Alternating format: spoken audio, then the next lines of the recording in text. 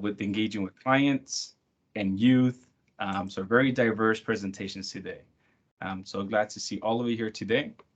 So make sure that you guys can still see my PowerPoint.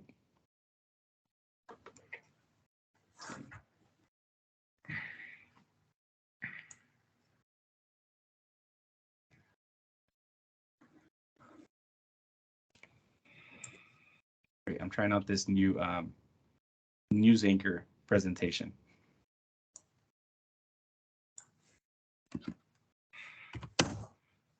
And just as a reminder, today's meeting will be recorded. So today's presenters, we have a great program, as mentioned before. We have Community Power, going over community choice and the power in our systems, and to update us and inform us a little bit of California and San Diego County when it comes to power resources. We also have our partner, Sweetwater School District, who will review adult education and all the great options and programs they offer as well. We have South SBCS, who will enlighten us with their Excel program and a new program that's rolled out called Youth Career Pathways. And then we're going to have our partners in Chula for MAC Project and go over their program called Next Level Youth Program. And then we'll finalize it with some updates and forums from all of you. But how can I forget today's Mother's Day, right? So a happy Mother's Day, Feliz Dia de las Madres to everyone here. Thank you all for everything you've done to keep us in line and straight. And I wanted to share a little video with you. But before we do that, I would like to do an activity with everyone. If you can, please type in the chat your favorite quote from your mom or words of wisdom. So I will share mine out loud. I won't type it in. But the one that I found myself now saying is, tell me who you're with and I'll tell you who you are. And in Spanish was, dime con quién andas y te diré quién eres. So everybody, if you can, you get a chance, please type in your favorite mom quote. So I'm going to show you guys this video that I thought was exceptionally talented person.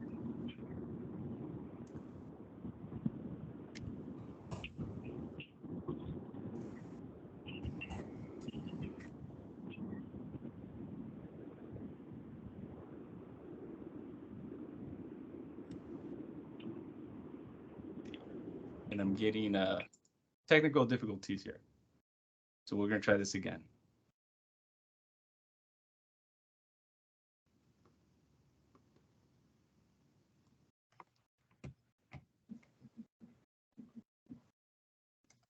So again, thank you to all the moms. I think I've heard all those quotes in a day, except for the piano lessons. So I never had piano lessons. So thank you guys. Thank you, moms, for everything you do. And of course, we have something special for you guys as promised last time. So we're going to have Rebecca. See if she's ready to go. We're going to try this for the first time. And so I'm asking Rebecca to take over and go with the first people that signed on. We're going to attempt to do a raffle for all of you. So it's our first time of trying this electronic version of a raffle. Let's see. Ready to go, Rebecca? She gave me the más o menos.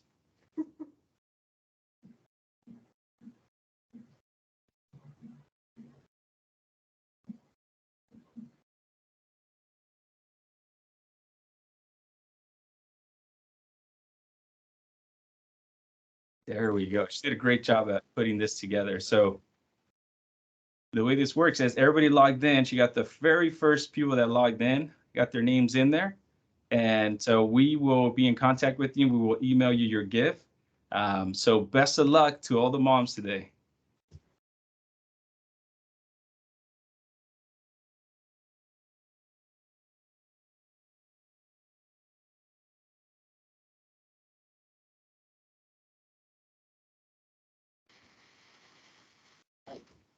And congratulations to Debbie McDaniel. We're going to email you your gift. Congratulations on that. Big one. Cool. Should we do one more? You guys, since we have it up and showing, let's do one more.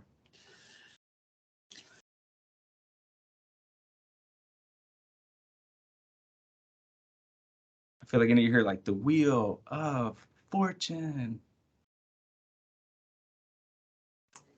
All right, Jameson, congratulations. Again, we'll email you your gift.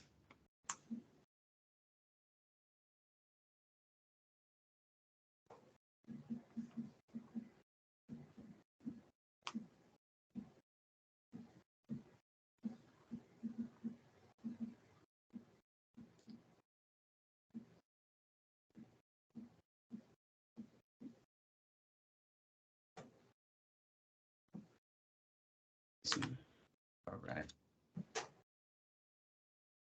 So we announced this last time. So a little bit of announcements from around the neighborhood, some great opportunities to keep our city and our working areas nice and clean and neat. If you haven't done so, I do encourage everyone to download the Chula Vista app.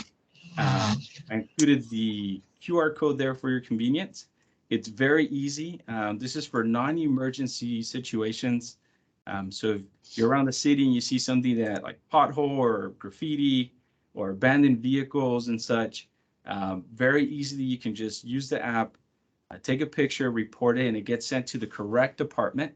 And this is a way for all of us to be able to contribute to making sure that our city is clean and the things, the items that need to be attended to get attended to right away. Also, as mentioned last month, are the Pronto cards program for the Youth Opportunity Pass kicked off and started on May 1st. So all youth 18 between the ages of 6 to 18 can receive a free Youth Opportunity Pass. They can download the app. The parents can download the app. If we know a lot of teens have phones now, they can download the app as well, and they can ride free. Now, this program goes until June 30th, 2023. So I encourage you to engage as many as you can. This is also great for summer coming up, and a lot of youth that have those summer jobs that have to ride the public transportation. This is a great opportunity for them to save a little bit of money. There's also reduced fares. So a lot of people didn't know about this, but any senior citizens that are 65 and older can receive a reduced cost to ride public transportation. If they're Medicare recipients, they qualify, and then people with disabilities that qualify under those codes there. So I encourage you, if you have anyone that might meet those qualifications, that you engage them and inform them of those discount services as well. And then as we get ready to finalize school, everybody's testing, summer comes and goes real quick, and we need to get ready and get our kiddos ready. And then we also have to take care of ourselves. We have the opportunity to have plenty of mobile clinics around in the city. San Ysidro Health is one of our partners and providers of these services. So we've been asked before, what do they offer on the mobile clinics? And as you can see, these are the services that they offer, including immunizations. So parents, if they need their immunization cards filled out before school starts, this is an opportunity to do that as well. Minor testings as well. They also have COVID testing, vaccines, including the COVID vaccine as well. And for any parents out there that have kids that are going to play sports and need a physical conducted, they also provide that on these mobile clinics as well. So I encourage you to look on their website to find the mobile clinics around in the city, and you can access it. And the other benefit is that usually the lines are pretty short, and you can also set up an appointment. We also we'll highlight next week all the opportunities we have through our family health centers as well. They have mobile clinics, so we'll make sure to post that next week as well. Again, these are opportunities all across our city, so we don't have to send clients to one consolidated area. All right, so partners presentation. So let's see, we have our partners here. The first one that we're going to have up presenting is going to be Community Power. So if we have our partners from Community Power, if you can raise your virtual hand.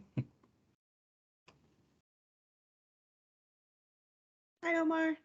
There we Hi, go. everybody. Hi, Rita. How are you doing? Welcome to today's group. Thank you. Thank you. Thank you so much for having us. Thank you for all that you do for your community. And we're just so happy to be here to talk about our service. Shall I share my screen? Yeah, so we will give you access to that. Rita, thank you so much again. I know you reached out and very excited about sharing some of the information. We're excited to hear about it as well. I am here actually with my coworker, Colin Santulli, who's going to give the presentation, along with Carolyn Schofield, who's on our Community Advisory Committee. So I'll stay on here to manage the slides and answer questions, but for now I'll hand it off to our Director of Programs, Colin. Perfect, thank you. Can you all see the slides, or do you see my notes as well? We can see the slides. Okay, perfect. Thanks, Rita. And thanks, Omar, and everyone. Thank you for having us, giving us a few minutes to speak to you all about San Diego Community Power. Omar, we are definitely going to steal the Wheel of Fortune. That is too fun and something we're going to replicate on our end for sure. I love it. I love seeing new ideas in this virtual world. We'll include the link on the chat for you guys. Fantastic. Thank you. As Rita said, I'm Colin Santulli, the Director of Programs for San Diego Community Power. And I'm joined also by Carolyn Schofield, who is the Chula Vista representative for our Community Advisory Committee. And Carolyn will be helping me with the presentation, and she'll take over here in a few minutes. So very happy to be here. And maybe we can just advance to the next slide to kind of start from the ground floor for who we are, who is San Diego Community Power.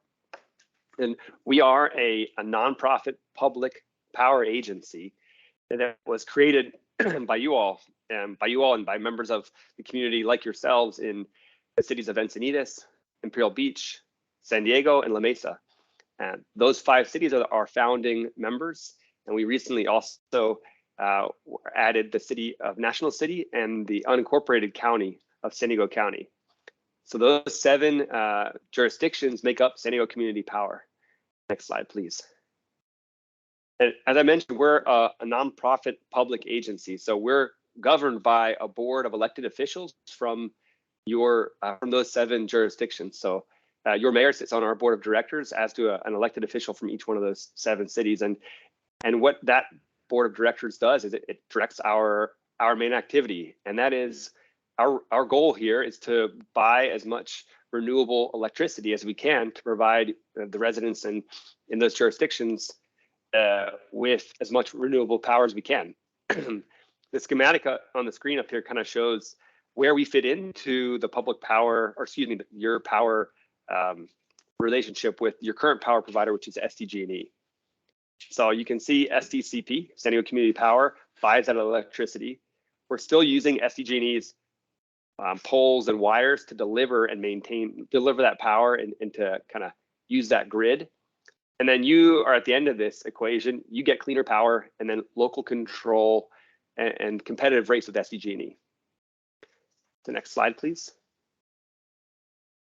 So as a community choice aggregator or a community choice energy provider, while it still has a lot of people scratching their heads and trying to figure out what we are and who we do, but we're actually, this is not a new concept here in California. This kind of jurisdiction was established in 2002, so roughly 20 years ago, through state legislation. And there's 23 programs in the state, as you can see on the map here. We are the newest CCA in the state, but we certainly won't be the last. Community members across the state have spoken up and said that they want to have choice in where their power comes from, that they have spoken out against monopoly power agencies, and as such, they've created community choice agencies such as SDCP here locally. Next slide. So I kind of spoke to this a little bit, but our main values, it really starts with choice. So the community members like yourselves came together to create San Diego Community Power. And that kind of pushing back against that monopoly and the desire to have a choice is really central to who we are as an organization. Another kind of core value is that we are a public agency, as I mentioned. So we are totally open and transparent, and not being a private company means that we have all of our board meetings public, all of our documents are public. We're very much like your city of Chula Vista in that respect. And also central kind of to our core values is we have this clear path to 100% renewable energy. That is our goal. Excuse me, renewable electricity. That is our goal, and that is part of who we are. And we're actually the only community choice energy agency here in the state that has it codified in our founding documents to reach 100% renewable power by 2035 or sooner if we can, if we're able to achieve that big goal. And then lastly, kind of central to our values is this striving for equal access for all. So again, in our founding document, we are required to make sure that we provide clean energy benefits to all our customers and explicitly be focusing on benefits that provide economic and social equity, or programs that provide social equity and environmental equity benefits to our customers. So this is very essential to who we are. And we can move on to the next slide, but really happy to answer questions about those at the end of the presentation. So some key milestones. We've actually been in operation for some time, but we've been operating kind of below the scenes, building up the organization so that we can serve you all and the residents of our customers, who are the residents of the 7 jurisdictions. We have been enrolling customers for almost a year and a half, but right in the last few months, we've been focused on residential customers. Last year, we enrolled municipal customers and then commercial and industrial customers. And like I said, this year, we're focusing on residential customers. Some of our partners have decided to opt up to this Power 100, which is 100% renewable energy, and that includes the airport, Illumina, and some other partnerships that I'll talk about in a few minutes. I think we can move on to the next slide as it touches on some of those. Yeah, as I mentioned, here's the enrollment schedule that I touched on a few minutes ago. More than a year ago, we were enrolling municipal accounts. So that includes the city of Chula Vista and the other 5 jurisdictions that were the founding members. And then we began to start enrolling residential customers, like I said earlier this year. So all of you should likely have gotten a notice in your mail about San Diego Community Power, introducing you to the organization and talking about the enrollment here, probably in the last month or two. And next year, we're going to be adding San Diego County and the National City. They're our 2 newest members. Thanks, Rita. So I had mentioned very briefly that we had a couple partners who have decided to opt up to Power 100. Let me describe that a little bit. So as I mentioned, central to who we are is we're all about renewable energy and providing the most renewable power that we can to our customers and to the people of our jurisdictions that we serve. So you can see here on the screen that kind of the baseline that SDCP offers is a 50% renewable offering. Just by comparison, SDG&E offers 31%. So of the power that you receive as an SDG&E customer, about a third comes from renewable sources. As a SDCP customer, that same amount is about, or that the power is about 50%. You have the opportunity, if you'd like, to have 100% of your power be provided by renewable sources, and that's called the Power 100 option. And we do have some plenty of residential customers, but then also some bigger businesses and even municipalities in the region who have opted up to that Power 100, made the commitment to seek 100% renewable electricity for their operations. Next slide, please. We get a lot of questions about how this is going to impact people's bills. And we've put a lot of information on our website to try to explain as much as we can. We're available. We have a call center that's available to take calls. We've done our best to provide, kind of get ahead of those questions. But the simplest thing I think we can, from a bill standpoint, is you're going to see now that, like going back to that schematic early in the presentation, we used to have just SDG&E as our power provider. They bought the power, they delivered the power. Now, because we're kind of splitting those two things, SDCP, Community Power, is buying the power for you, you kind of see those charges broken out. So on your bill, you're going to see those two separations, but the power at the Power on the basic level is a few pennies per kilowatt hour, just slightly less, excuse me, a few percentage points less than what SDG&E offers. Next slide, please. Colin, can I jump in just really quick? Yeah, please. I just wanted to point out to everybody that these tools that we have on our website are in Spanish as well, and they're extremely helpful. So that online bill explainer video will tell you every single charges, whether it's our charge or SDG&E's. And so it's been very helpful for people to understand what to expect on their bill. Thank you, Rita. Yeah, the utility bills are confusing enough, and so honestly, the bill was helpful for that. Bill explainer was helpful for me just from the get-go to understand every charge, regardless of SDCP or not. So, like I mentioned about, we get a lot of questions about bills and how this is going to impact our customers' bills.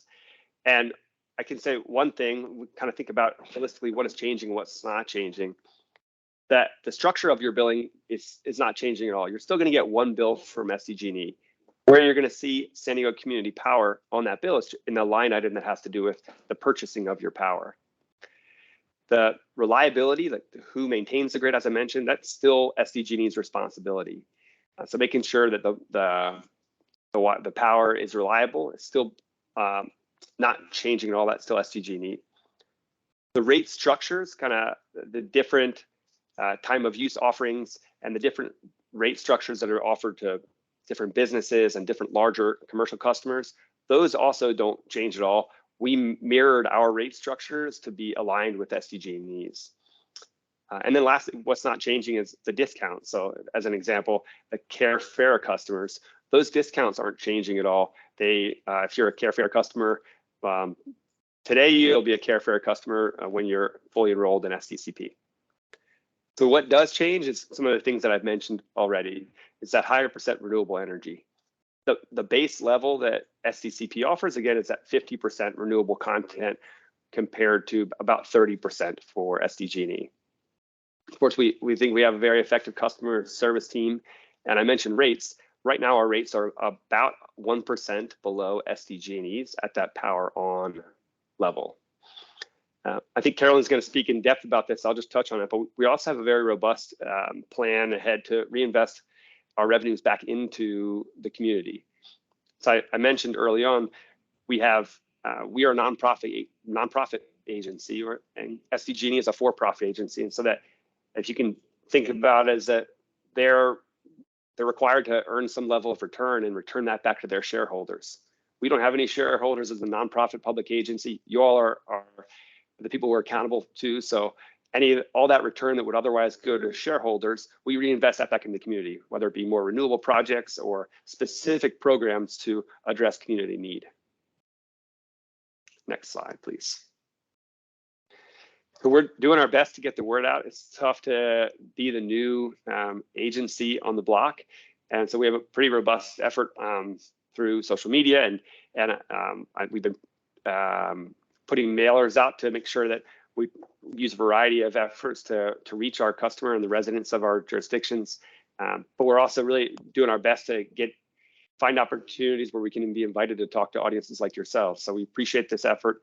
And like I'd mentioned, SDCP was created by groups like you and residents like you. And so partnerships with residents and with groups like this are going to be essential to us being successful. Next slide. So speaking of partnerships, I mentioned this briefly. We have a number of partnerships with some bigger organizations in San Diego that have specifically committed to that 100% renewable energy or renewable electricity for their organizations. The Padres are now the only ballpark in the National League that has 100%, that's powered on 100% renewable electricity.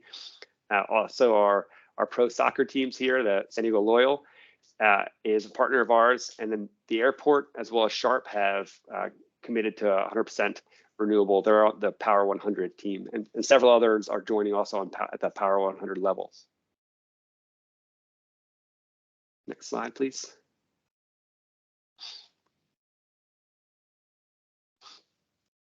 So as I mentioned, we are striving to do as much community engagement and outreach as we can. Rita, who's helping me with the slides here, her email is up on the screen here. We can drop it in the chat as well. We're open to any opportunities from groups in the community to receive presentations like this. We're happy to go out and give presentations in a virtual form, but we love also getting out there and talking to folks in person, farmers markets, and other efforts. We're more than happy and willing to get out there and answer questions.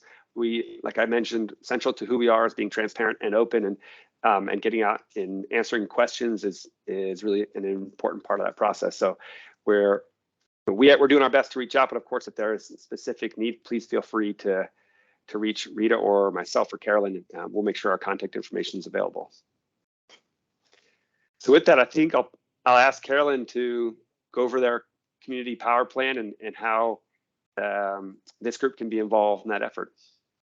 Great, thank you. So my name is Carolyn Schofield, and I'm a longtime resident of Chula Vista, a mom and a grandmother, and also a retired teacher. So one of the reasons that I'm doing this is for the value and for the future of our children and our families and our loved ones. And I became involved in 2017. You see the little icon up there, 100% clean energy in Chula Vista by 2035. That was decided by our city council in 2017. And I also found out at the time that our electricity causes 20% of our greenhouse gas emissions in our city, and it's pretty much the same in our region. So we can make a big difference by working together to use electricity from renewables. So I really am excited about that opportunity. So the community power plan that we have is to help us with our JPA or Joint Powers of Authority goals that are written into our agreement with all of our cities. And I really like this slide because it highlights our values too about what we want to do in the community. So addressing community needs and addressing climate change. We want to provide economic benefits to the region and also build partnerships, and also invest in our communities of concern. So a good summary of that is economic, environmental, and social equity. And it is unique that we have the specific goal written in and many of these values written into our JPA agreement. And San Diego Community Power will be engaging in an extensive community needs assessment. So in order to produce a community power plan, what we're trying to do is develop local programs that we can offer to customers.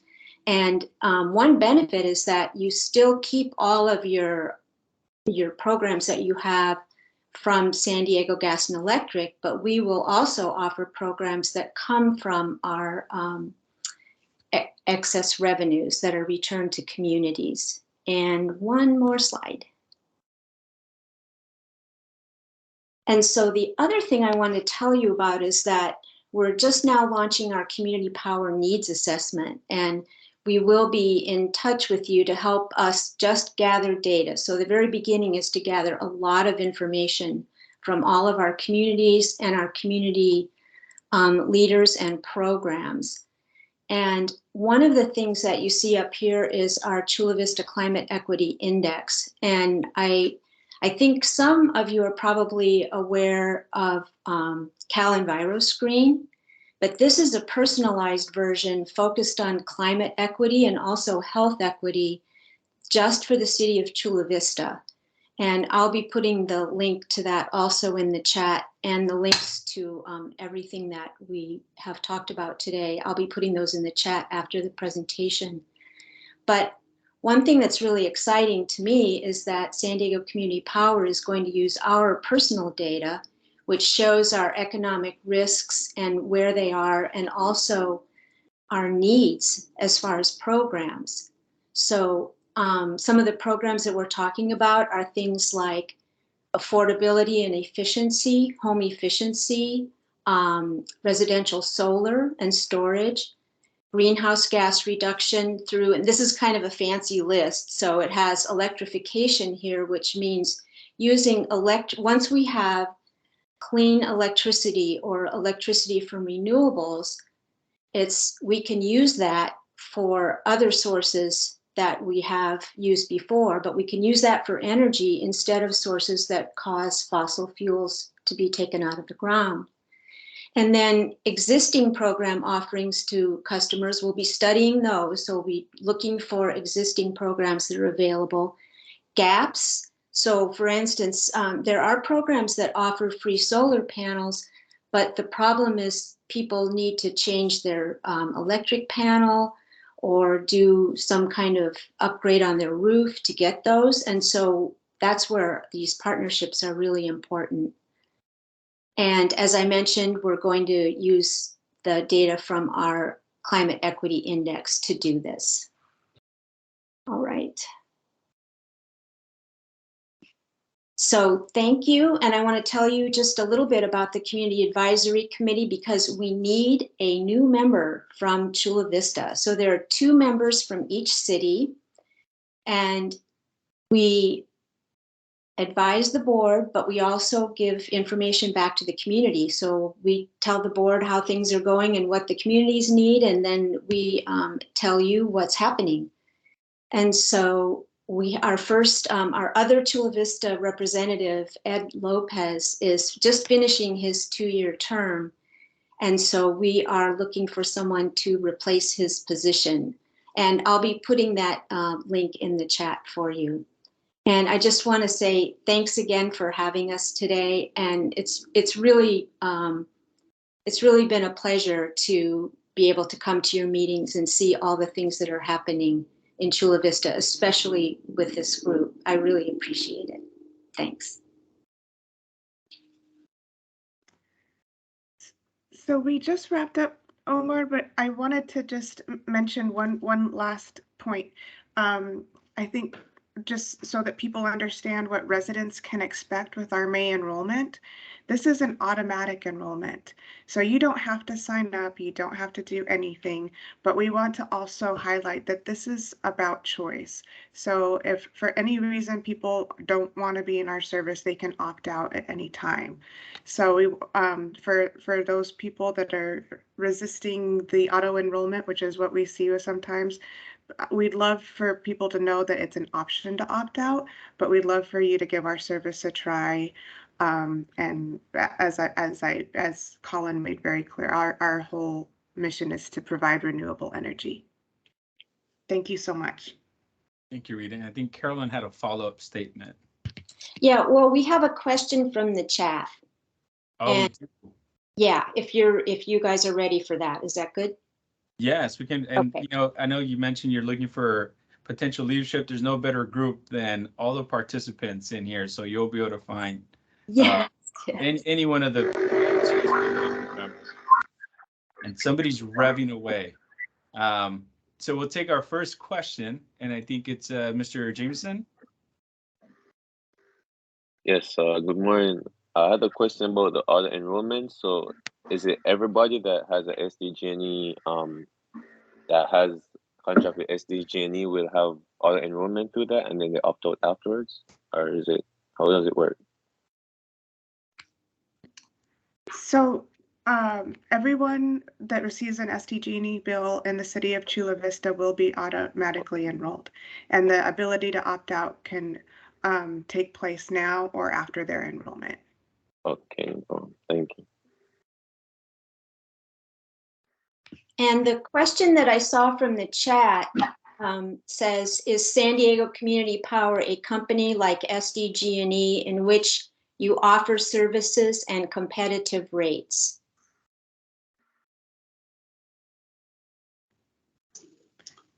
Yeah, so we actually partner with SDG&E. What we're doing is taking over the power generation side, and SDG&E is delivering the power. So our service comes from the power generation, and we are focused and committed to providing competitive prices.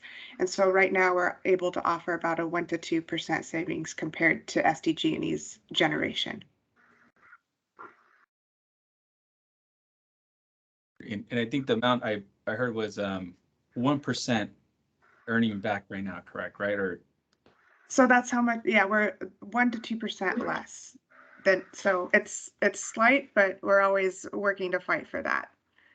yeah, such a great opportunity. So if you have, we have a time for a couple more questions. We have Joshua Alcala. Yes, hi, thank you. So I was just curious, wondering, you are running on the SDG&E grid. So when it comes to like the rolling blackouts and service, essentially, is there like a priority tier, or is there anything else that can, mine kind of gravitates to like the cellular systems or networks where you have your major carriers, and then you have these other lower lower hanging fruits, I guess you would say, where these other utility companies or providers come, but they offer it at a lower rate because I guess service-wise, it's maybe a smaller, like a priority tier setup to it. So is there something similar like that with this? It's not. So since SDG&E continues to maintain the grid, we're just delivering the renewable power to the grid. If there's a blackout or a power outage, that would be the same for all of our customers across the board. So if your power or if your service goes out, you'll still call SDG&E. And then, Then we have a question from in the chat from one of our leaders, Lily Hernandez. Does a client need to have solar panels?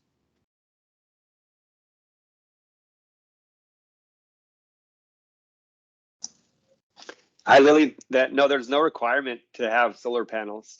And like Rita was saying, we purchased that renewable power, just like SDG&E was purchasing power, and the power that we purchase is provided through the poles and the wires that SDG&E maintains. And so what you have at your house, that doesn't impact us being able to serve you as a customer. It's all residential customers, or all customers, like Rita said, if you get an SDG&E bill, you'll become an SDCP community power customer unless you opt out.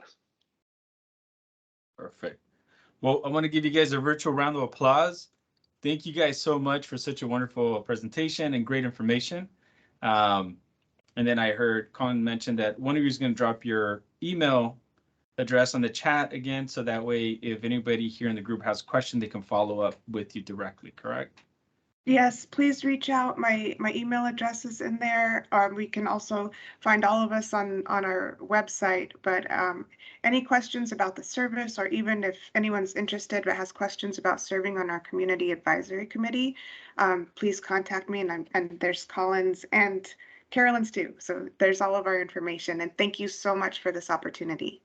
Thank you guys. We look forward to hearing a follow-up, maybe hopefully somebody from this group makes it to the committee or volunteers to be part of that. So thank you again. Our next presenter that we have is from Sweetwater Union High School District, Audrey Deardorff. She's actually a dear friend, and we've worked together before in a lot of projects in San Ysidro. So I'm really glad to see her here today to present and inform us of all the wonderful activities and classes they offer at the adult education. So with that, Audrey, I will hand it over to you. All right. Thank you so much, Omar. And thank you, everybody, for having me. Again, my name is Audrey Deardorff, and I've worked in Sweetwater for 28 years, and all in adult education. So I started as one of the youngest, and now I'm one of the oldest, which is kind of funny. And I have with me today my co-worker and co-collaborator, Marisol. Would you like to introduce yourself, Marisol? Yes, of course. My name is Marisol Ortega. I am one of the community relations facilitators for adult education, and it's a pleasure of being here. All right, I'm just gonna try and grab this. This thing is in my way. So if this is in your way, let me know. Oops, let me go back. Sorry, everybody. Okay. So if you don't know, we have actually been around since 1933. We started on the campus of Sweetwater High School, one class teaching English. It was called the Sweetwater Evening School for Adults. And so from that one class in 1933, we now have 4 different schools, all under the umbrella of adult education. So we have one at Chula Vista Adult School. one at Montgomery. It's like on the campus of Montgomery High School. One on the trolley stop at Miles of Car Way, National City Adult School, and then one close to the Bayer Boulevard trolley stop, which is called San Isidro Adult School. And so today we just wanted to tell you a little bit about all the things that we offer for you, your clients, your parents, your community members, anyone that you think could benefit, neighbors, aunts, uncles.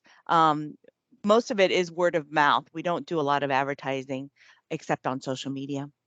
So because we're adult education, we have morning classes and we have evening classes. And so the afternoon hours, sometimes we have some things, but because we know people work during the day, then they can come at night if they want to, and then vice versa. And most of our classes are Monday through Thursday. And the only requirement is 18 years old or older. In the past, we were able to take 16 and 17-year-olds to help with credit recovery for the high schools, but because they thought it was dual, kind of like dipping into both pools, they said from now on, only 18 years old or older. So as long as you are 18, walk through our door, you can be served by us and take any of the classes that we're going to explain today. And so here's just a snapshot of all the different programs, and then we're going to go into a little bit of detail on each one. So we do have career technical education, and Marisol will be explaining that. We have something that's related to that called integrated education and training, which is English language support for the careers. We have English as a second language, which includes the citizenship and distance learning classes.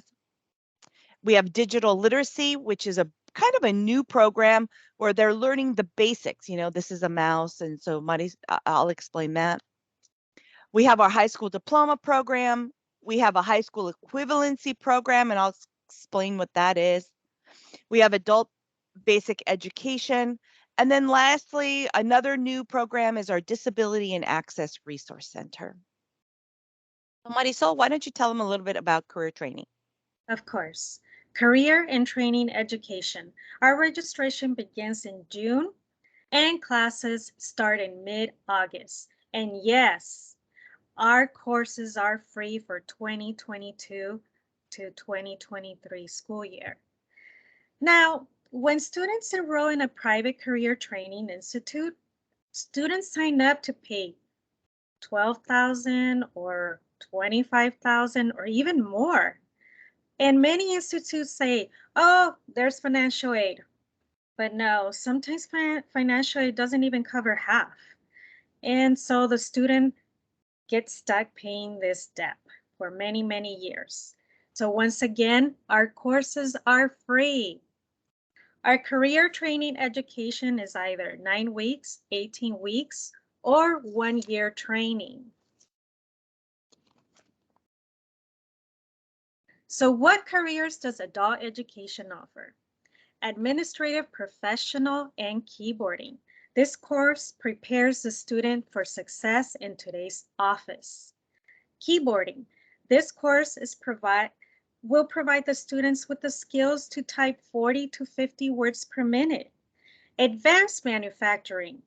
This is our newest course. Students learn how to design and build our future. Students will learn how to design and create blueprints using CAD, computer-aided design software.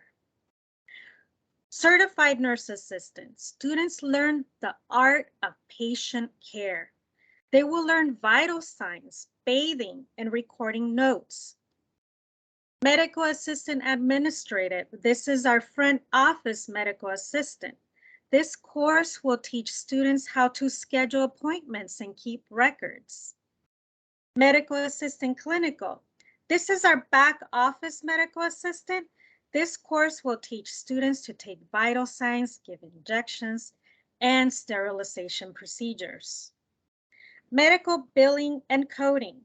Students learn medical claims in the healthcare reimbursement process and learn coding. Pastry chef. Our first semester, students learn baking cookies to baking fancy wedding cakes. Second semester of pastry chef, students learn cake design and high-end chocolate. Cafeteria assistant and nutritional services, students learn how to create and provide nutritionally balanced meals. Drone operator, this course pathway prepares students to become certified in small unmanned aircraft systems. Students learn rules and regulations, weather charts, and thermography, and of course, fly the drone. Computer applications, students learn everything there is to do with Microsoft Office.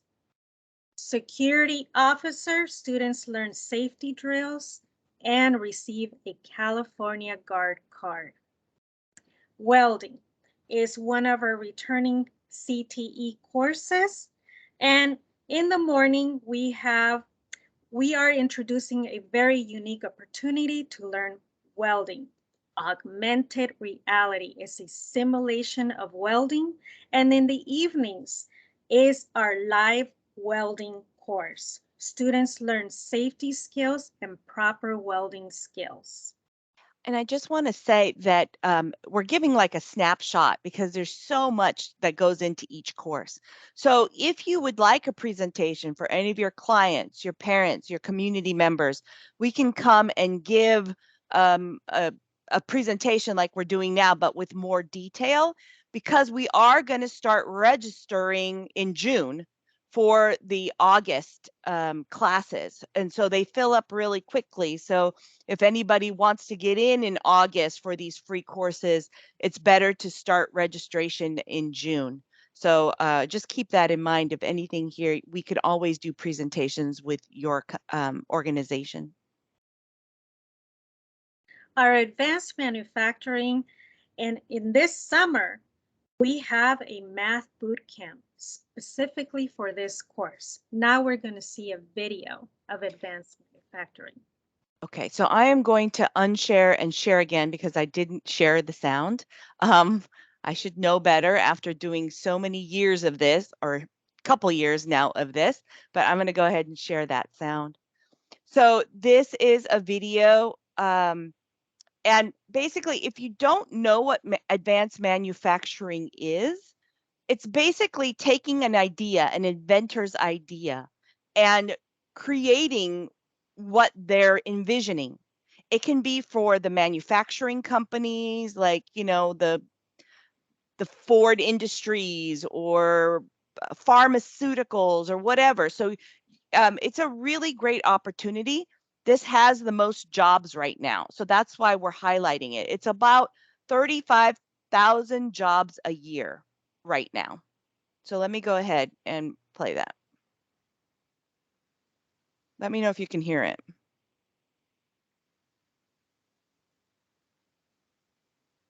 When it starts. If it starts. Please start. There you go.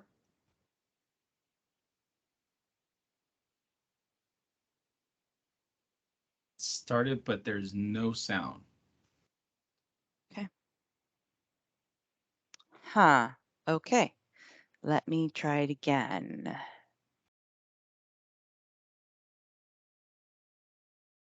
Include computer sound.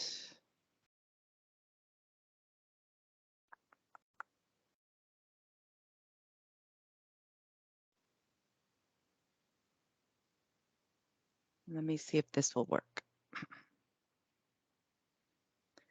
If not, I can just explain it and we can go on from there. No? No. Okay.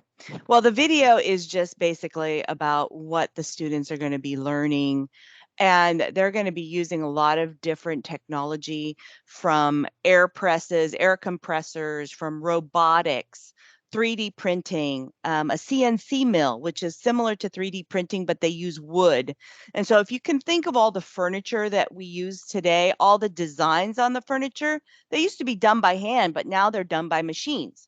Machines created by students or by professionals that have learned this advanced manufacturing type of thing, as well as pharmaceutical and packaging like Amazon. They have a lot of advanced manufacturing there. So it is growing as, unfortunately, machines are replacing people, and yet it's more efficient. So, you know, I'm not saying yes or good to either side, but that's kind of what it is. So this one, I'm just going to go ahead since you can't hear it. What it is the picture that you see here is a simulation machine. So they have the headset. You can see the headset is kind of like the Oculus, where you live in a 3D world, and you learn basically the welding techniques by using 3D objects, but everything is done through this machine and through the goggles, kind of what you have. So we call it augmented reality. It's a 1-year course. It's a great way for those who are afraid maybe of the fire and getting burned, you know, until they really understand what it's about. But, you know, our welders make really good money. And so it's a great way to get in and see if you like it.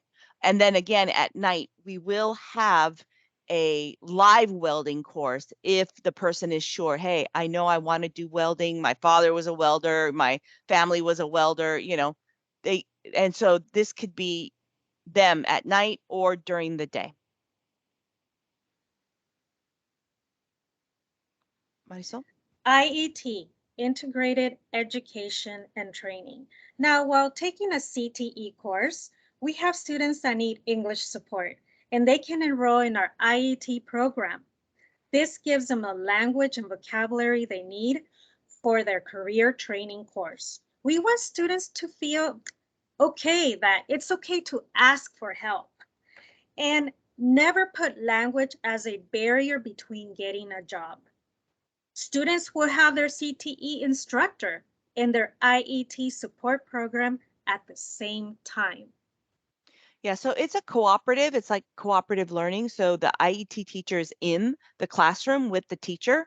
And so they sometimes pull the students out and work on the vocabulary. And then sometimes they work together in the classroom. So it's a great opportunity for those community members that are limited English and they think, I can't do it because of my English skills. We want to break that barrier. You can do it, and we will help you do it. Yes, I will put the flyer. Actually, I have all of these for our community members in a Google folder. So any of these flyers you can download and print to give to your community members and anyone that you serve. So the biggest program, of course, because we're here in the South Bay, is English as a second language.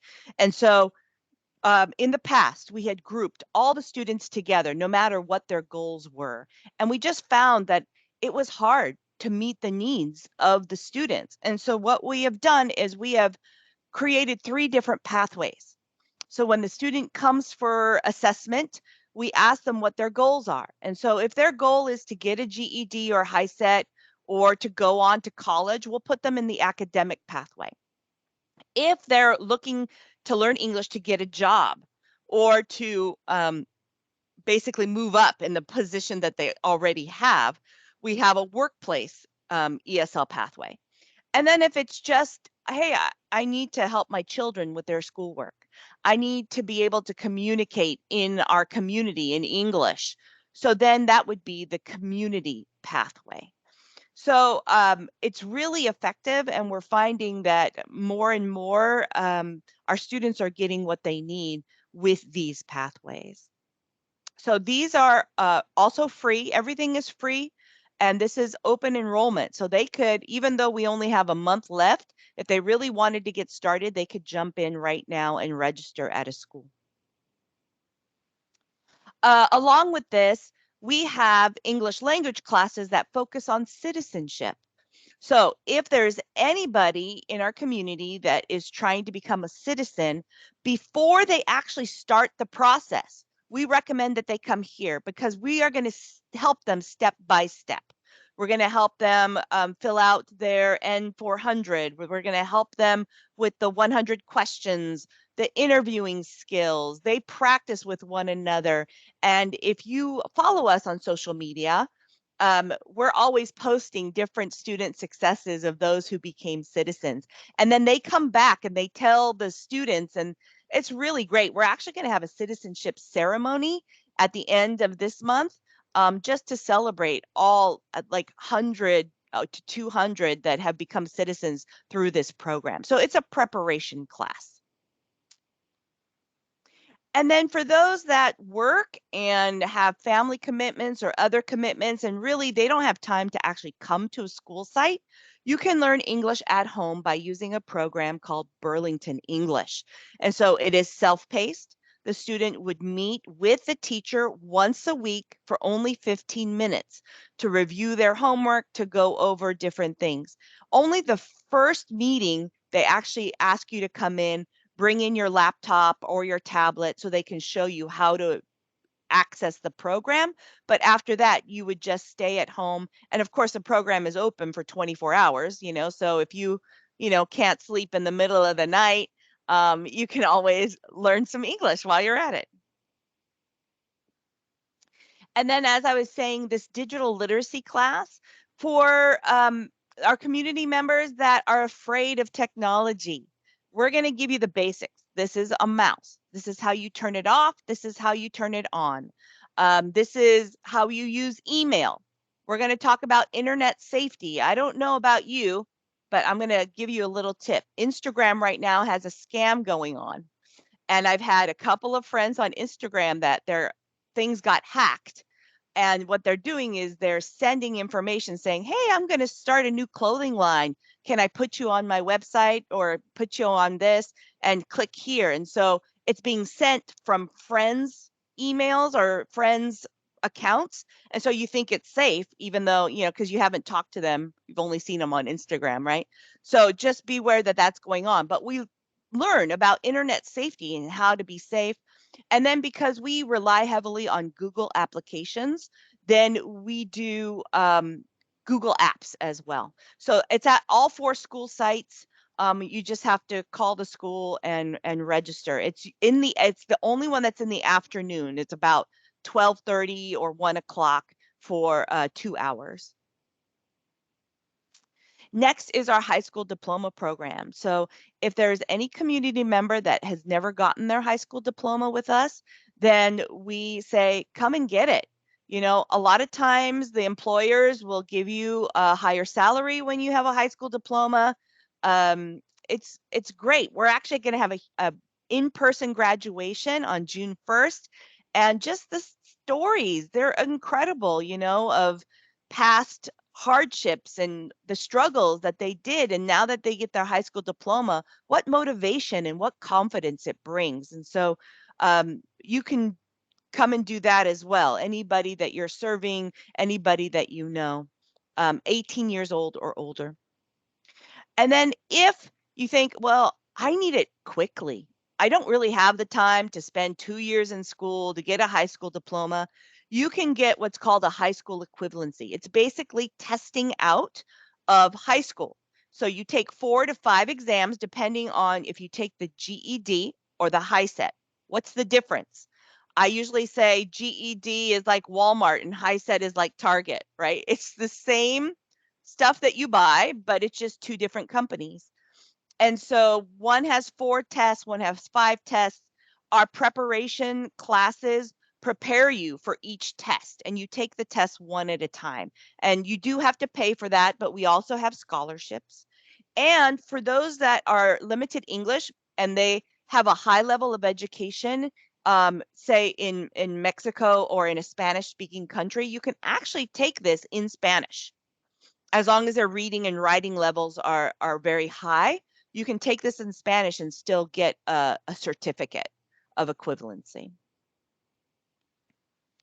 And then for those that just need to brush up on their reading and writing and math. So for example, we talked about advanced manufacturing. We're going to have a math class because I don't know about you, but math math was hard for me.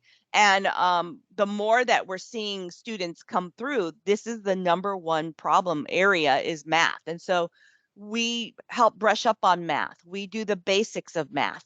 And so, you know, I think a lot of us, especially those that are going into industries that need math, like the apprenticeships and things, will send those apprenticeship students to us to get the math skills that they need for pipe fitting or welding or all of that. Also with reading and writing. So it's basically remedial. You just kind of learn the basics of reading and writing and math. And lastly, it's our Disability and Access Resource Center. This is a program that is new. Before, we never had any help for students with disabilities, and now we do. We do not have what's called an IEP, which is what the high school students have, but we have learning assistance plans. And we have an academic teacher that helps and does courses on personal development, as well as career. So career pathways, and helps them get jobs and stay in jobs. We have a grant with the Department of Rehabilitation. And so it's been a great service. There is a link on here, but you will have that in the Google folder that I will put in the chat. And the link basically shows you an overview of all the services that DARC has to offer in great detail. If it will come up. So it will look like this. And then there is you can download the page or copy the page. But there is an interest form. So we do ask whoever fills this out, it be the individual that needs help. So they do need to advocate for themselves. And we're going to teach them how to ask for accommodations when they go to work or if they go to school, how to ask the teacher, I need more time for my test, or ask the employer, you know, can I just have a little bit more help in this area? So we have all of those types of things through this program. So basically personal development courses, learning assistance and testing accommodations. I talked about the employment support and career coaching, career testing or learning strength survey. So I don't know if you've ever done the learning strength survey, but it basically lets you know what is the best way that you learn. And then when you know the best way you learn, you can tell your teacher or your employer, hey, instead of reading the manual, can you show me a video, or can you, so having a learning strength survey is really, really great.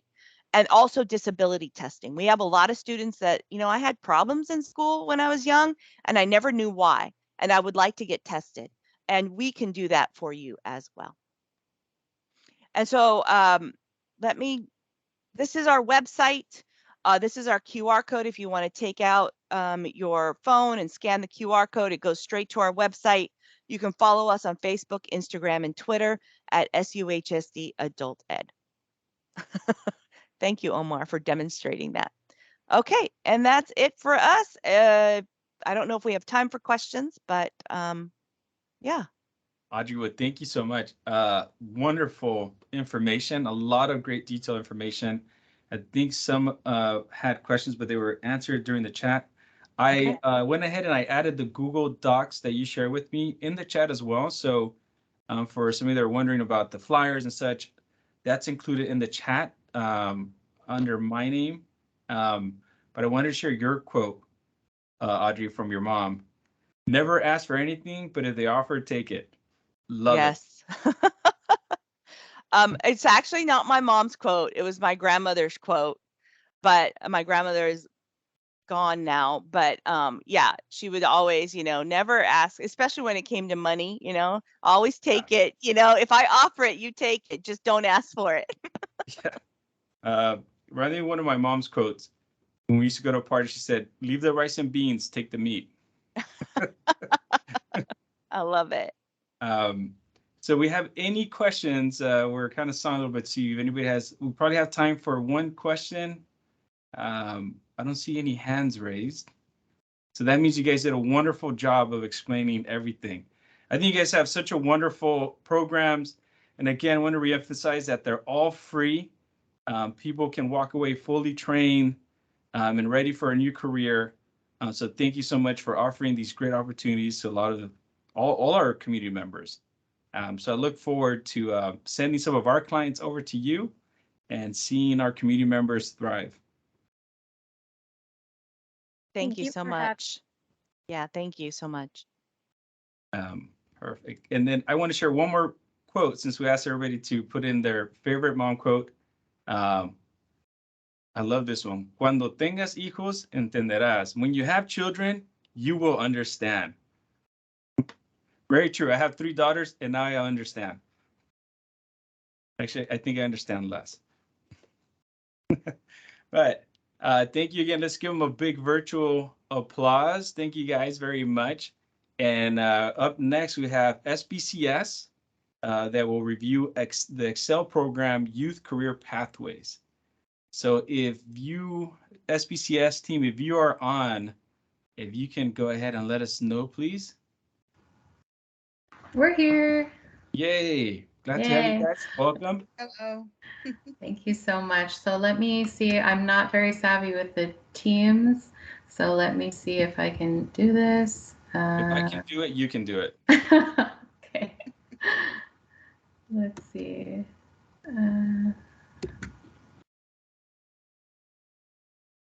So Vanessa, again, welcome and thank you so much for your time today and going over one of the great programs, one of the many great programs SBCS offers. Oh, I think did we lose?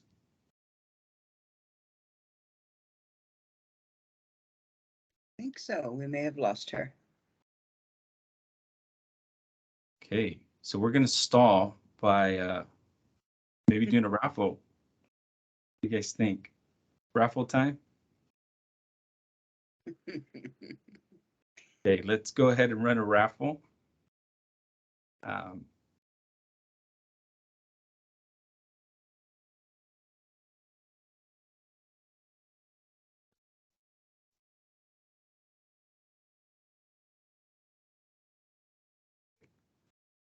All right, so this actually makes a lot of sound too when it spins and gives you virtual applause and such. So let's go ahead and give it a click. We'll do 2 raffles and give our SPCS team an opportunity to log in. And looks like Joanna Ramirez is our winner for the first raffle.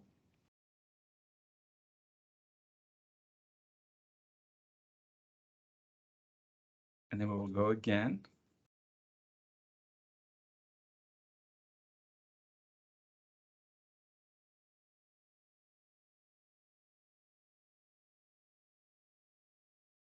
And Rita, one of our presenters. Congratulations, Rita. Your lucky day. All right, let's see. Is our SPCS team on?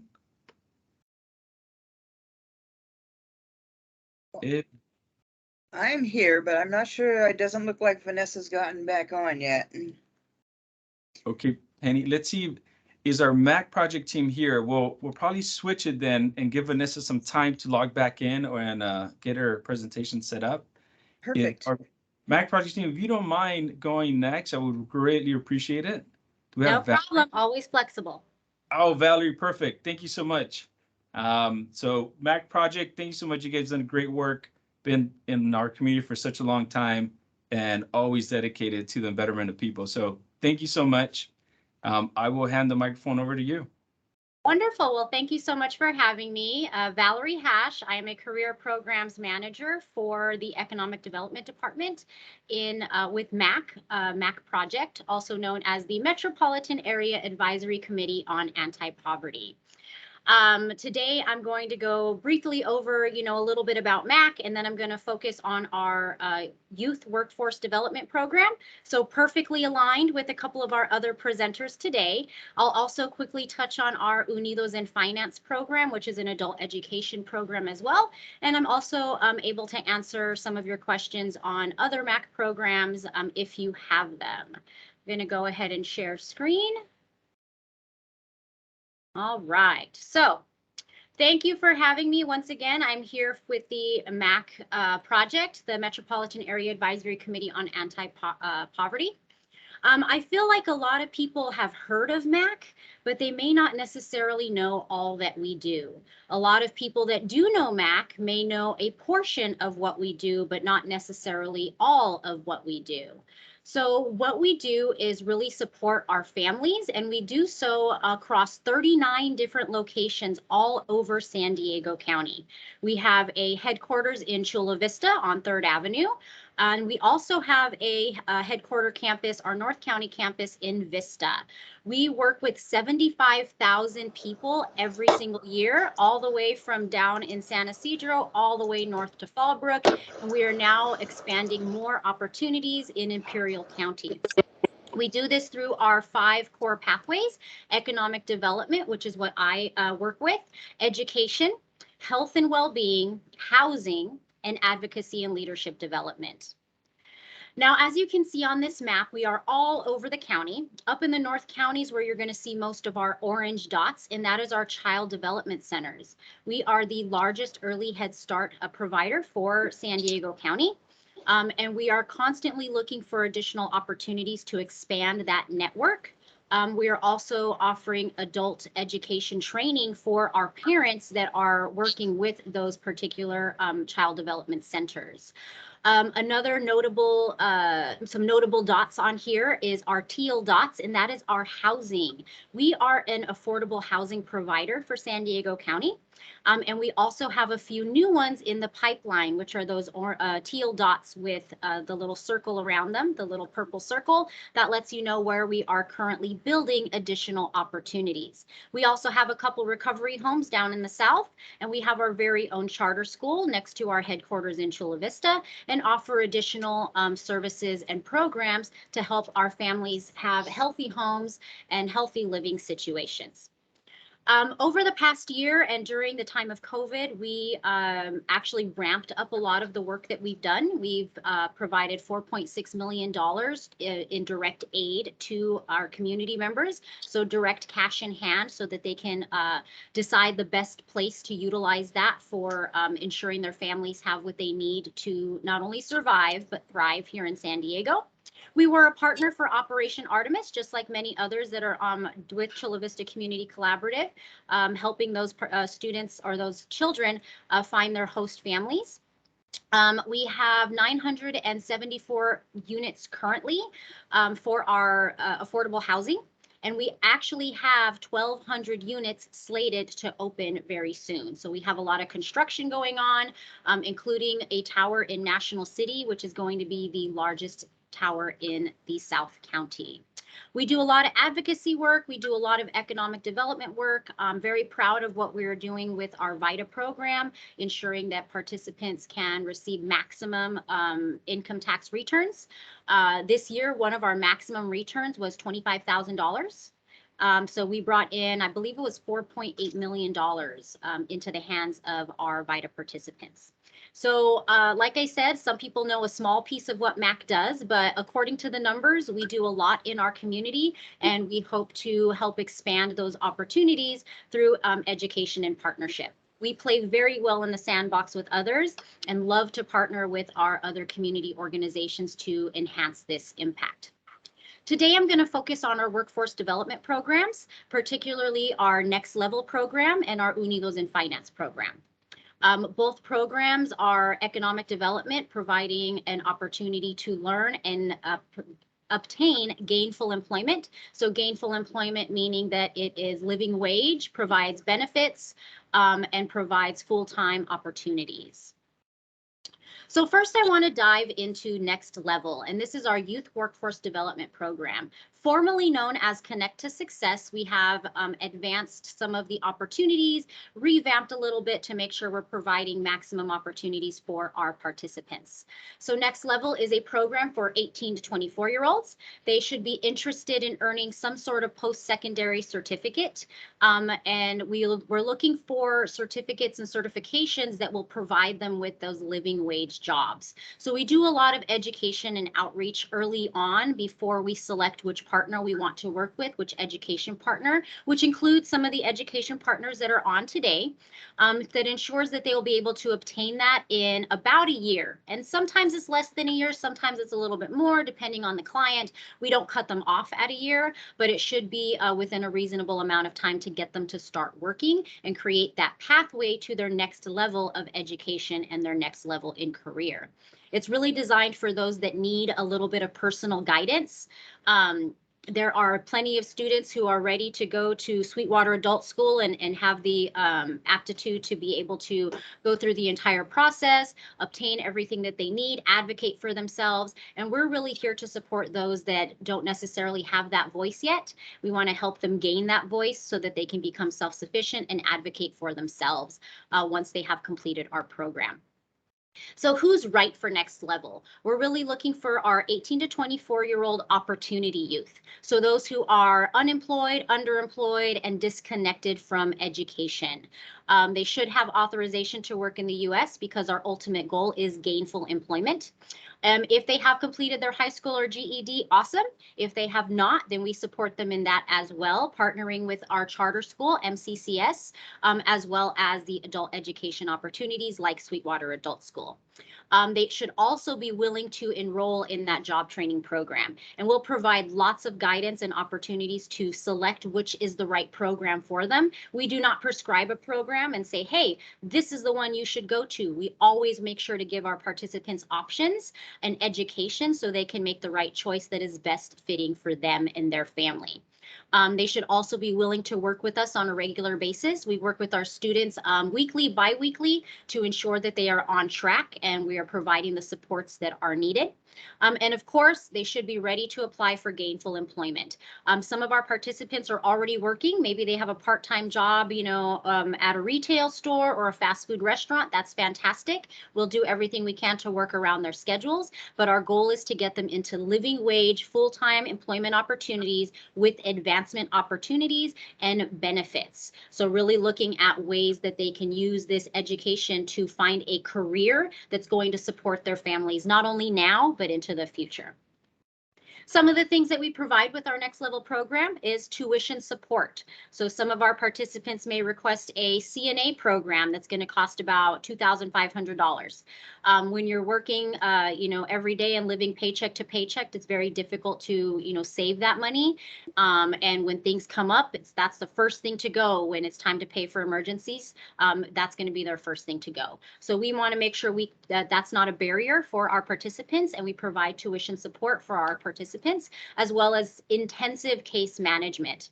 Our case manager works with our students one-on-one to figure out what those barriers are, help them navigate those resources and opportunities, as well as gain life skills. Throughout the program, we have different workshops and opportunities, different partners that we work with to provide life skill opportunities, financial literacy, time management, and really workforce preparedness opportunities so that our participants can learn the professionalism needed, not only to land the job, but to keep the job and persist in their education opportunities.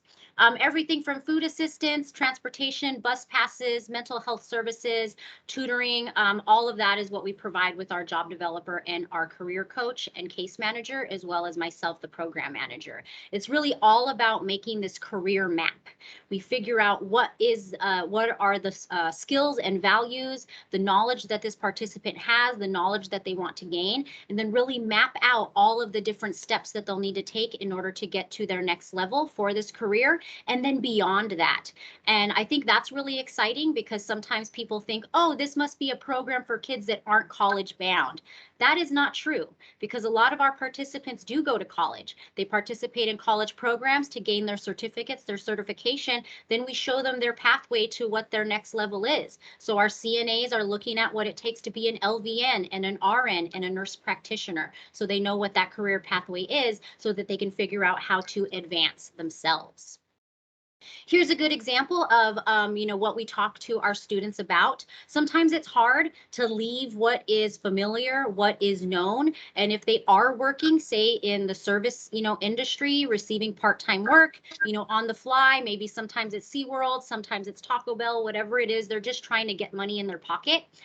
It's really hard to step away from that in order to apply themselves to something bigger, something that's going to give them greater opportunity. So really looking at how much you make in minimum wage, in our entry-level opportunities. Once you have a certificate, once you have a certification, something that shows that you have the skills and knowledge to do a specific job, your opportunities skyrocket. So really showcasing not only the amount of money that can be made immediately, but what that's going to look like long-term.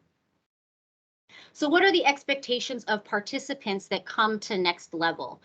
They must participate in our workshops and our life skill workshops.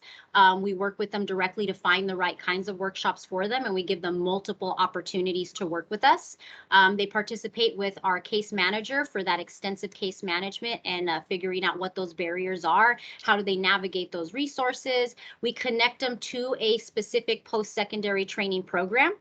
Sometimes those are, with the adult education at Sweetwater. Sometimes they're at Southwestern College. Sometimes they're at Health Occupations. Sometimes they're with Gateway and College and Career. So it just depends on what their goal is, and we figure out what is the best post-secondary option for them and then give them those options so they can make their selection. We assist in the application for those programs. We assist in their workforce readiness, so making sure they have the resume, they have their interview skills, they have their professionalism and understand the expectations in those places. For example, we just did a great workshop on apprenticeships. We have an entire apprenticeship series, which if you're interested, please let me know. For the rest of this month, where we're inviting apprenticeship opportunities to our community room in Chula Vista, where they can present on all of the different options and opportunities participants have by going through these specific trade apprenticeships. So really showcasing as much information as possible so they can make the right decisions. We also connect our participants to employers. Like I said, the goal is gainful employment. So once they have received their certificate, they've received their certification, in some cases taking their state exams. Once we've helped them get through that, we then work directly with our job developer to find the right kind of employment for this participant. We have lots of partners that we're working with where we have direct pipelines into job opportunities. For example, San Ysidro Health, Frederica Manor, we have a direct pipeline for those specific jobs to help our participants go straight from their certification right into those job opportunities. We support them with everything that they'll need in order to get that job placement. Some of the different pathways that we work with is big right now, of course, is healthcare. So we do have a lot of our participants going through the CNA MA program. Pharmacy tech is also very big. We've got some participants in EMT. Veterinary is also being explored for our trades. That's where we're looking at a lot of our apprenticeship programs. We do have plumbing, electrical, HVAC, auto tech. We do a pre-apprenticeship program prior to putting our participants into apprenticeships or applying for those apprenticeships. That way they know what what to expect and what they are getting themselves into so that they can look at what that persistence is going to mean. Computer sciences, so definitely that's another big one. We have a lot of IT. And also thank you to the Chula Vista Community Collaborative, because we did have one of our IT computer science students participate as an intern for your organization, and they learned so much. They're doing fantastic now, and they have another position, not as an intern, but as a full employee.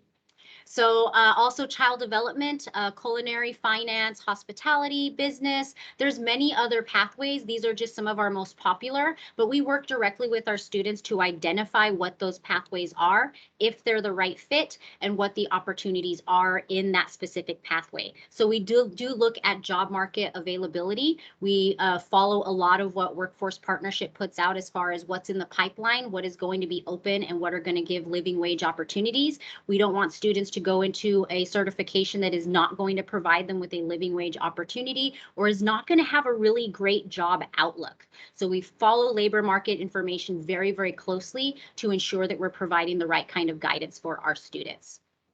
Something I love about our program is that we have created these levels within our program that participants can move through so we can celebrate all of those successes. We create SMART goals with each and every one of these levels. That way we can help students plan out what needs to be done and then celebrate those successes when they make it to their next level. So everything from committing to the program and going through our Caminos course to enrolling in their post-secondary to actually finishing their certification to getting their employment. And when we get them their gainful employment, we don't just drop them like a hot potato. We follow our students through their probation period to ensure that they can persist and that they are successful. And then of course, at the end, they are our alumni and we continue to provide them with support and have them support our students as well for continued engagement. Something that I like about the program as well is that we provide an onboarding course, which is a 6-hour module-based course called Caminos to Success that help our participants figure out what their goals are, what their pathway is, and what their needs are prior to full enrollment. That way they can make an educated decision to join the program because it's not right for everyone, and that's okay. We just want to help our participants explore what those options are. So during our Caminos to Success onboarding course, we help students find their ikigai, their purpose in life, their purpose for being. We help them go through their RIASEC skills. So we look at RIASEC assessments, help them figure out what area of work would be great for them, because honestly, you don't know till you know, and you don't know till you try it. So a lot of our participants will go directly for something that is familiar to them, like the welding. I want to be a welder because my dad was a welder, my grandpa was a welder. Well, is that really what you want to do? So looking at all of the different opportunities, maybe that student's really, talented in art and they actually want to go a different pathway. It's not necessarily welding, it's that that's what they know and it's what they've seen. So doing these assessments helps our participants open up their eyes and explore other opportunities as well. We also use a Myers-Briggs assessment to help our students see where they fit in the world of work and better understand themselves and better understand others with a lot of emotional intelligence. We look at career pathways. We explore all the different education opportunities that are out there. We create a career map with our students and create SMART goals for each of those levels that are on that career map during this particular course. When they're working with us, they go through a specific set of actions and tasks that they need to do in order to move forward. They work directly with our case manager to do so. We also use a standardized assessment called the self-sufficiency matrix. When they enroll with us, we go through this self-sufficiency matrix, which helps us better understand where they are at in certain areas, such as mental health, financial literacy, education understanding. And this is actually something that has been tried and true and is scientific. And we utilize this self-sufficiency matrix across other programs as well. And that way we can revisit that self-sufficiency matrix and really understand where they need support. When we see a drop in food insecurity, then we're going to know that we need to help them to find CalFresh opportunities. We show them where our food banks are going to be so that we can, we're constantly assessing those barriers so that we can help to alleviate them before they get so big and so daunting that participants are unable to continue with their pathway. So when we're looking at our participants enrolling, they go through an information session, they go through an enrollment process, they are interviewed by our team, they go through that onboarding workshop, and then they create those SMART goals as we start making that action plan. My team includes a case manager, Pedro Estrada, and we have a job developer, Maritza Davila Nash. that says hash for some reason. That's funny. And both of them actually work very closely together to ensure that participants are getting everything that they need, including looking at housing supports, financial literacy, and of course, gainful employment. I'm going to move on and then I'll take questions at the end of this, but I also want to touch on our Unidos in Finance program. Unidos in Finance is an adult workforce program, so 18 and up. It is a free 8-week training that is going to prepare bilingual adults for entry-level careers in banking. So we're really looking at our bilingual folks to add and enhance the opportunities in our banking and finance careers. We've done this through partnership with Unidos US, who is our main sponsor for the program. Curriculum is delivered in English, but it is also delivered with some Spanish content because our folks are bilingual and they're working with people that are Spanish speakers. And I do want to note that a lot of our participants are English Spanish speakers, but it is open to all bilingual adults, meaning any language. We have American Sign Language, I've got Farsi, I've got Mandarin, all kinds of languages that are spoken because San Diego is a melting pot and we need all of those different languages in our banking and finance industry. The course teaches everything that a participant is going to need to know to obtain an entry-level job at a bank, as well as understanding all the different career opportunities in the finance world. And yes, we do provide job placement assistance at the completion of this course as well.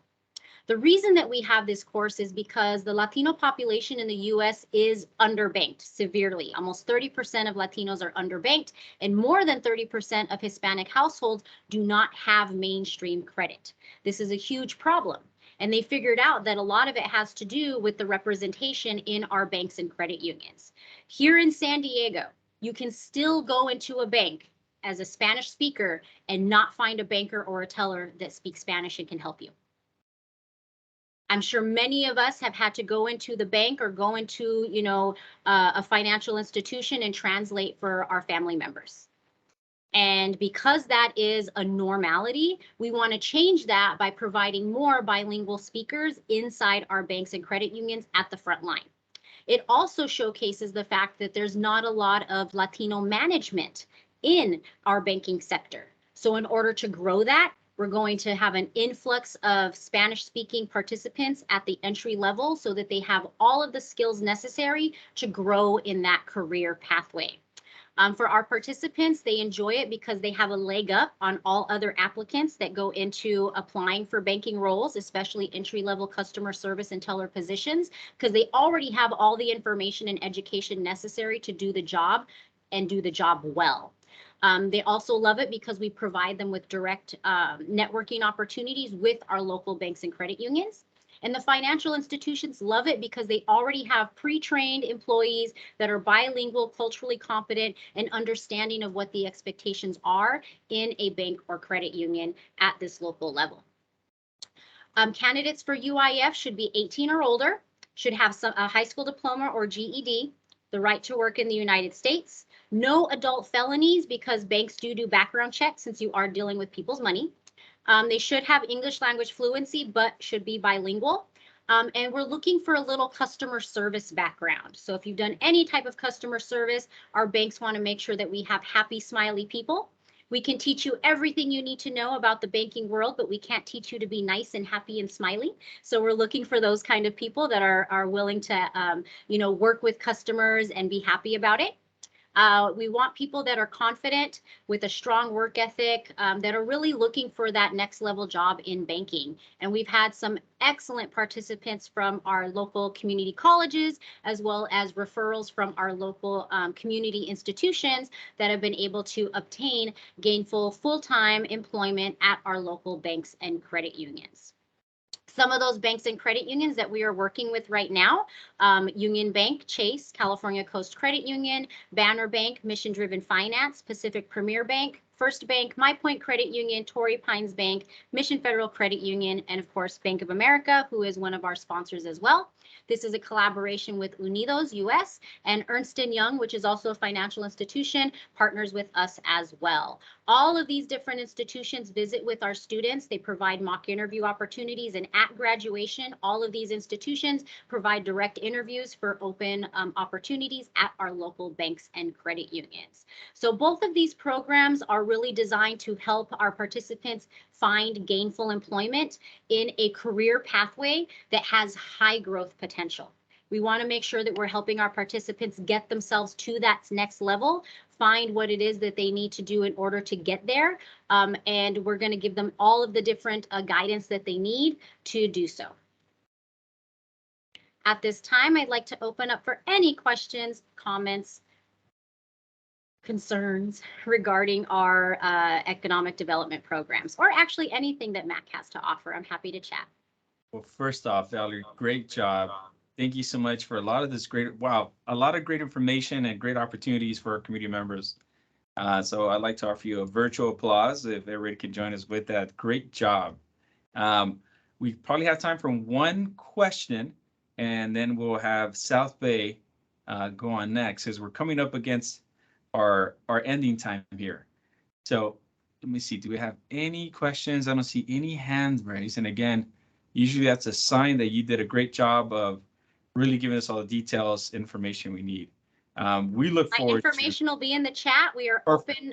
We're recruiting right now for our next level program. So as students are ending their high school career and getting ready to go into the great abyss of the real world, we are here to help guide them into their next level. Great. We look forward to sending some of our clients over to you guys for this great opportunity. I'm looking through the chat and I don't see any questions. We see a lot of great work, great job, and thank you for the information. So Valerie, thank you again for all the great information. And I do see that Vanessa is on. Technical difficulties, it happens in our virtual world. So Vanessa, we'll let you get set up and go through your presentation. And as you set up, I'm going to share one mom quote. And it is, ask, the worst they can do is say no. Okay, so when I shared my screen, my computer got very mad at me last time, so I'm a little afraid. Would you happen to have the PowerPoint, Omar, and could you share it on your end? Yeah, let me see. Let me bring this up. Okay, because I really don't want to get booted out again. That was very annoying.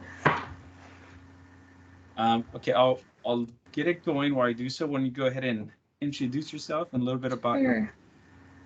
Sure. Okay. So, and I apologize again, everyone, for the technical issues. So, my name is Vanessa Killingsworth. I'm with SBCS Excel program.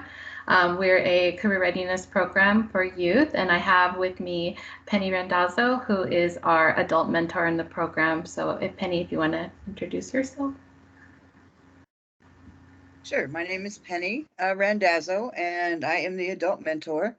So I come with lived experience. So I can say what I want to say. I can do what I want to do. I can love on them. I can buy them a burrito if I choose to, and kind of help them understand and get what they need to get enrolled in our program, as well as support them through and cheer them on. I get to be the cheerleader. So we also have another mentor who's a peer mentor, and he has the same abilities. So. Yes. Okay, so we're going to hop to the next slide. So we're Excel. We work with system impacted youth, and we're just going to explain a little bit about Excel. Excel stands for Exceptional Career Education for a Lifetime. As I mentioned, we're a career readiness program for system impacted youth. Their ages 16 to 24 got a little bit cut off there, but that's okay.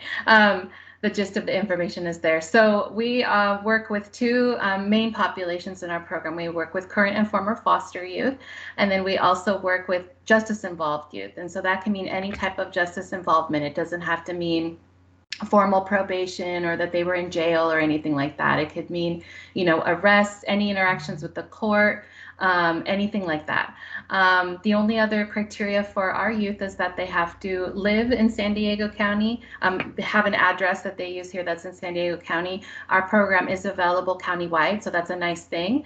And then they can either be in school or out of school. So meaning they can be in high school, they can be not in high school, and maybe they didn't obtain their high school diploma or their GED yet, or maybe they have obtained their high school diploma or their GED, and they're kind of just like, as Valerie was saying, in that abyss where they're just like trying to figure out what the next thing is. Next slide, please. So I just wanted to briefly mention, when youth first come into our program, before they even are in the program, actually, we're already having conversations with them about what their interests are, what are they really looking for, what kind of services are they really seeking. And part of that conversation is having the knowledge of, where are they at right now? What's their status in school? Are they, did they finish, all their high school credits? Are they still looking to re-enroll? Are they maybe in between high school and college or training, and they're kind of trying to figure that process out. So that's kind of what we start off by asking, is really, what are the services that they're seeking? What are the type of needs that they have? And so, we're talking with them about their school status, but also their education and their training goals, and a little bit about their employment goals. So are they looking for full-time work, part-time work? Do they have, an extensive history of working? So we're really just trying to get an introduction going, build a rapport from the very beginning and first conversation of, how can our services benefit you? And I think Valerie mentioned it as well in her wonderful presentation. Just, sometimes it might not be our program. It might be a different program that's a better fit for the participant. So we want to have those conversations from the very beginning. So we're letting them know what we can provide, and then kind of seeing if there's that match between our services and what their needs are. Next slide, please. So really the Excel experience starts with, again, this discussion of who am I? And once they're in our programs, we connect them to career navigators and mentors. They're completing interest surveys and career assessments. They're really having that one-on-one interaction with their case manager. We're really just trying to, again, meet them where they're at. We're trying to see what are their needs, what are they trying to gain. Some of them may not know. Some of them have no idea, have never really been asked or thought about, what are they going to pursue in their future? Where do they see themselves? What do they like? What types of things don't they like? Have they worked before? What was that experience like for them? So we really want to again, build that engagement with them. We want them to be invested in their experience with us. We are a team, and we consider them as part of our team. And we're just there, as Penny was mentioning, to cheer them on, to provide that support, to really just engage with them and get them to see you don't have to do these things alone. There's a lot of challenges and barriers that our participants have faced and will continue to face, but our job is to see how can we help to reduce or remove some of those barriers. We continue to have questions with them about, conversations about what do they want.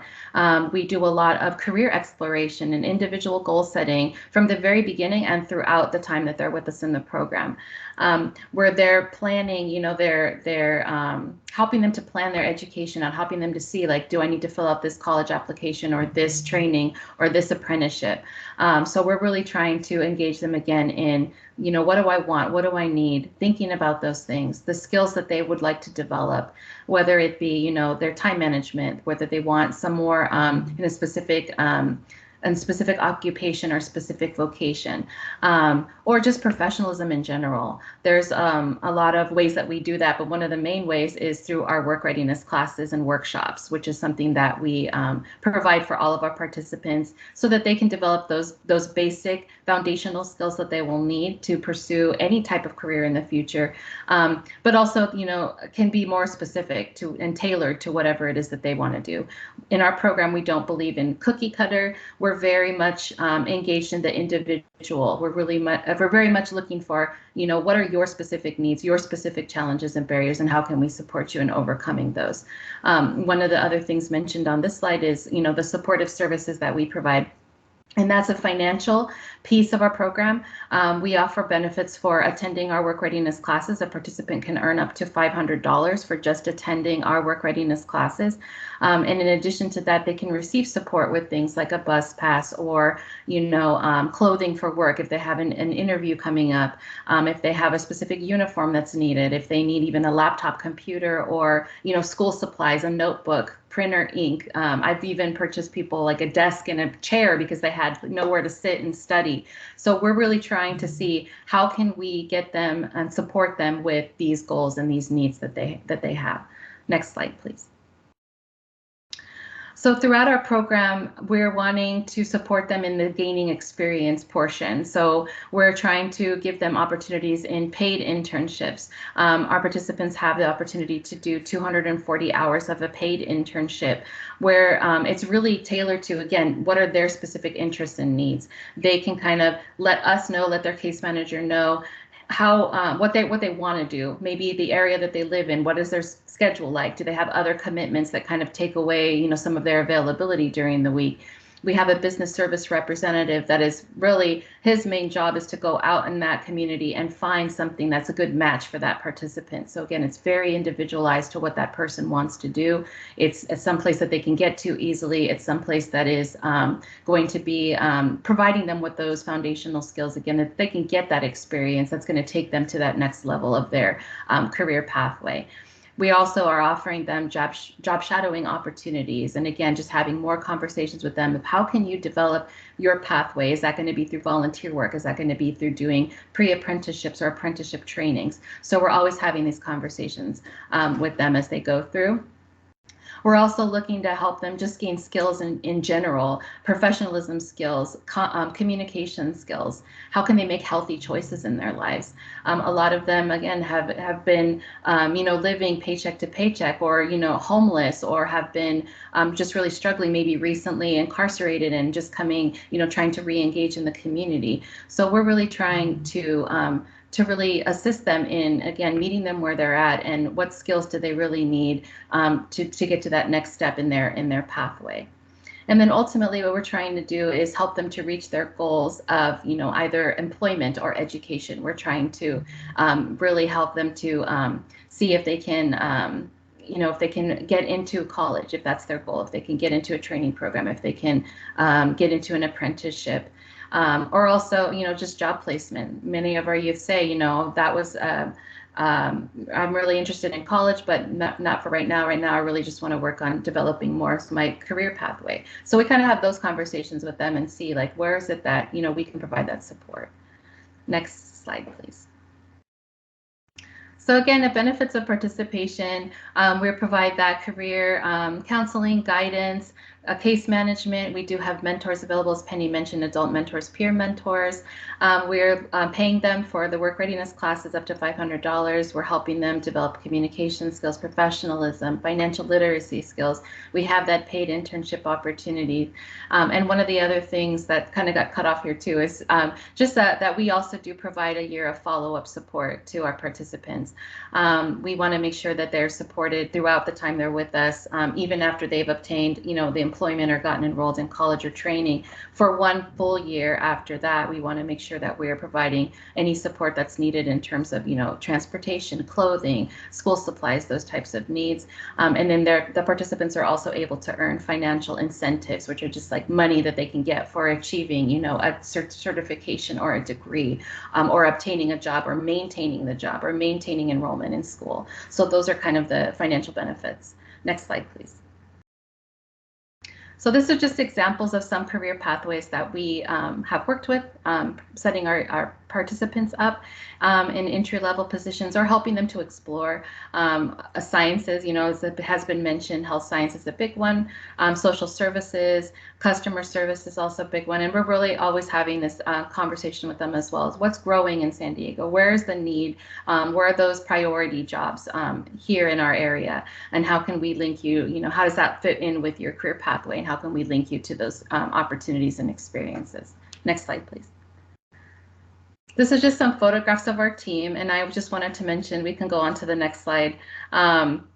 these photographs were taken by a participant of ours that is in an internship right now for photography. So this was her very first time taking photographs of people. She usually has just been taking, landscape. So we want to support our youth again in any ways that we can. So how you can refer a youth is you can email me, call me. We do have a one-page application referral form, but they are not necessary. Definitely just emailing is fine. And then just so as a heads up, youth are going to have to provide some eligibility documentation when they're at intake. But those are things that we definitely will help them with. If they don't have the Social Security card, helping them to get that. If they don't have, the ID, how can we help them to get those things? They're mostly documents that they will need for working anyway. So it's good, whether they are going to come in the program or not, that, they're at least understanding of how to obtain those documents, because they are very important. But we'll help, we don't want to create more barriers, so we'll help remove those in any way that we can. Next slide, please. Okay, so this is another fantastic picture by our photographer. So my information is here, my email. I can pop it in the chat. I know we're low on time.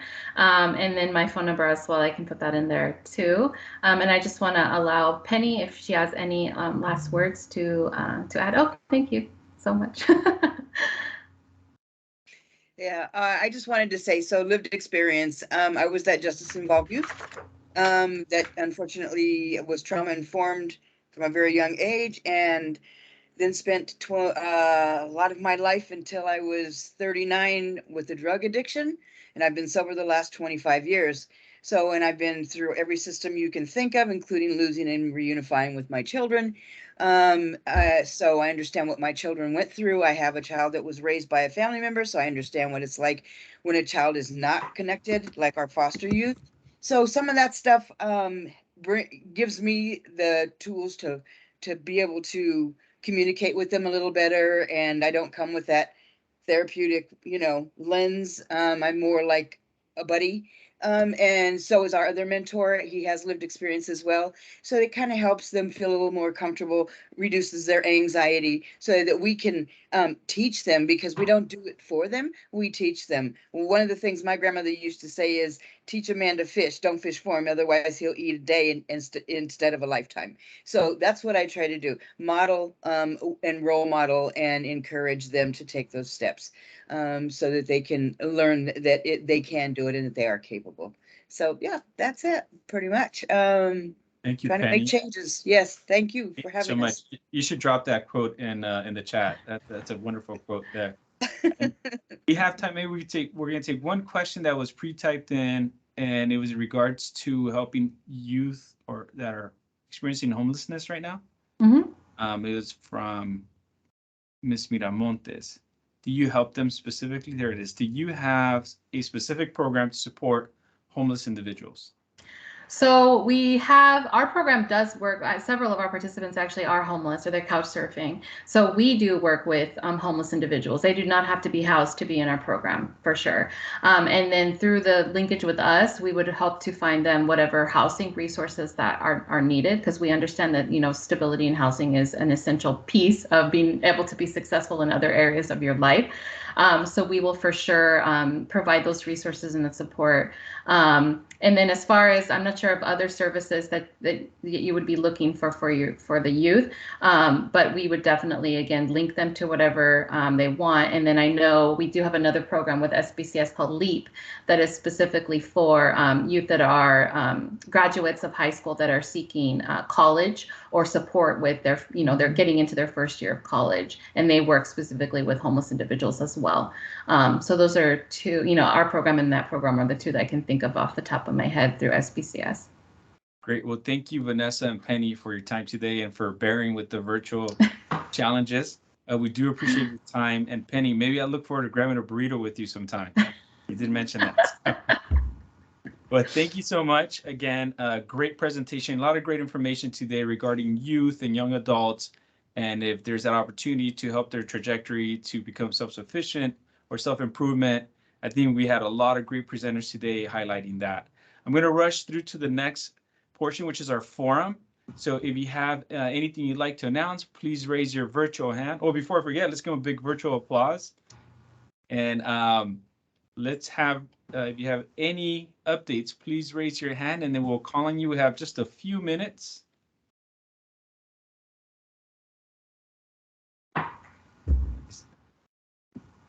Priscilla Cortez.